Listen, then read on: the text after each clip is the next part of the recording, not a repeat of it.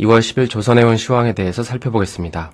먼저 살펴볼 점은 삼성중공업과 관련된 내용인데요.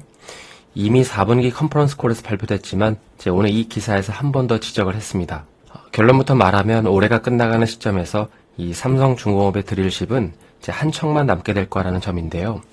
잘 아시다시피 2022년 3분기 기준으로 이 삼중 같은 경우 총 5척의 드릴십을 보유하고 있었죠. 그런데 이 중에서 한 척은 사이팸이 2억 3천만 달러의 전액 현금으로 구매 옵션을 행사했습니다. 특히 사이팸 같은 경우 이번에 드릴십을 구매하면서 5년 동안 투자금 회수를 할 것으로 기대하고 있고, 구체적으로는 연 15%씩 투자 수익률을 기대한다고 했는데, 최근 시장 상황을 보면 드릴십 1배 시세 역시 작년에 40만 달러 수준에서 2025년까지 45만 달러로 성장할 것으로 전망되고 있습니다. 그리고 나머지 두 척 역시 이미 계약을 했고, 한 척 역시 이 MOU를 맺은 상황이라고 했죠. 그래서 결론적으로 올해 삼성중공업의 드릴십은 한 척만 남게 될 것이라는 점입니다.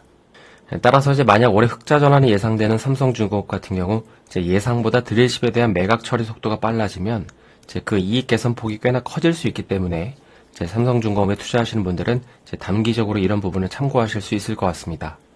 두 번째는 북서유럽에서 미국 대서양 구간 이 MR 탱커 운임이 어제는 22,000달러였는데 오늘은 무려 43,000까지 폭등했다는 것입니다. 이미지에서 보는 이 구간 노선인데요. 그 이유는 이 기사에서도 지적하듯이 이 걸프만 지역에서의 갑작스러운 생산량 급증이 나타나고 있기 때문입니다. 그래서 현재 러시아산 석유 제품 금수 조치가 시행되고 있죠.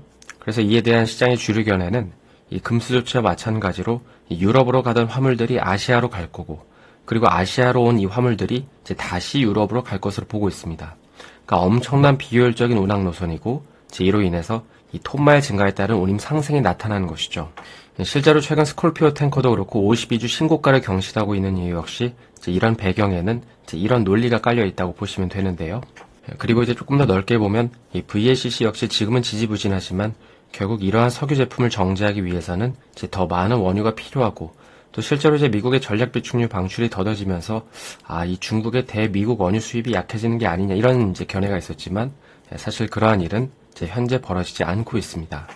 따라서 앞으로 탱커 시장은 갑자기 전 세계가 평화를 나타내지 않는 한 현재 노선도가 유지되면서 이러한 비효율적인 운항 노선에 따른 운임 상승은 꽤나 지속되지 않을까 싶습니다.